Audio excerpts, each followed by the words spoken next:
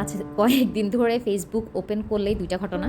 একটা হলো মামুন নায়লার ঘটনা। মানে এগুলোকে দেখলেই আমার কি বলবো? যাই হোক এই রুচিতে বাধে আমি কথা বলতে। দেন আরেকটা হলো পলাশ সাহার ঘটনা, সুস্মিতা সাহার ঘটনা। খুবই দুঃখজনক। আর সবচেয়ে বেশি মানে এই যে শাশুড়ি বউয়ের ক্যাচালে একটা জীবন শেষ। আর আসলে এই ভিডিওর মাধ্যমে আমি কিছু কথা বলতে চাই। সেটা হলো অনেক মানে শাশুড়িরা যখন ছেলে বিয়ে করায় তখন ওনারা মনে করেন যে ছেলের বউ বোধহয় ছেলেকে দখল করে ফেলবে বা সামথিং, কিন্তু ওনারা এটা বুঝে না একটা মেয়ে হঠাৎ করে একটা সংসারে যখন আসে তখন তাকে মানিয়ে নিতে মেনে নিতে কিছুটা সময় লাগে।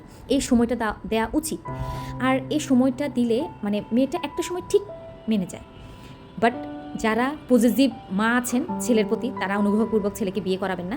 আর যদি করিয়ে থাকেন তাহলে ছেলেকে বউয়ের সাথে নর্মাল হওয়ার জন্য কিছুটা, বউকে নর্মাল হওয়ার জন্য কিছুটা সময় দিবেন। আর অনেকে বউকে বিভিন্ন কথা শুনিয়ে ভাবে যে মানে শোনালে ভালো হবে, কিন্তু বুঝতে পারে না এতে উনি বউর কাছ থেকে ওনার সম্মানটা আসলে হারিয়ে ফেলছেন। আর কিছু বউ আছে যারা বিয়ে হওয়ার পর মনে করে আমি শ্বশুরবাড়িতে এসে গেলাম, সব পেয়ে গেলাম, সব আমার অধিকার, কেউ আমাকে কিছু বলতে পারবে না। এইরকমও কিছু বউ ইদানিং দেখতে পাচ্ছি। কিছু বউ মনে করে আরও যে বিয়ের পর আমি শ্বশুরবাড়ির মানুষকে যদি দুটো কথা শুনিয়ে দিতে পারি আমি কিছু একটা হয়ে গেলাম, কিছু একটা করে ফেললাম। এরা হাজব্যান্ড ওয়াইফ রিলেশনশিপে অনেক মেয়ে বুঝতে পারে না কোন কথাটা বলবো কোন কথাটা বলবো না। এই যে সেন্সটুকু কোনো এখন অনেক বউর ক্ষেত্রে সত্যি দেখতে পাই না।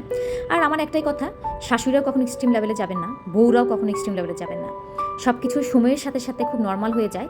সেভাবে জীবনটাকে মানে আমার কথা হচ্ছে মিডল পন্থা অবলম্বন করা দরকার শাশুড়িদের এবং বউদের, এবং আল্লাহও চাই সবাই মিডল পন্থায় অবলম্বন করুক।